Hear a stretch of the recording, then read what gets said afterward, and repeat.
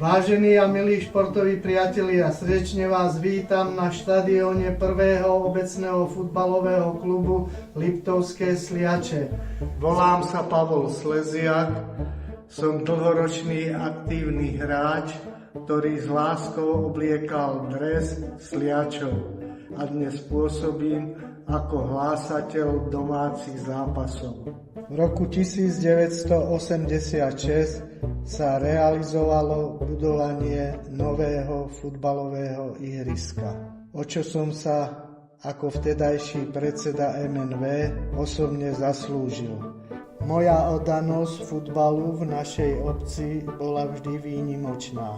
Futbalové oznámy som pravidelne hlásil v obecnom rozhlase každú nedeľu po svätej omši. Vďaka tejto tradícii si mňa mnohí spájajú s futbalom až dodnes. Tu nás sa močil lan a preto sme museli všetko vyviesť a urobiť novú drenáž. Robili to chlapi ručne. V súčasnosti pribudla nová tribúna a automatické zavlažovanie. Je to celkom iný štadión, ako keď som to budoval ja.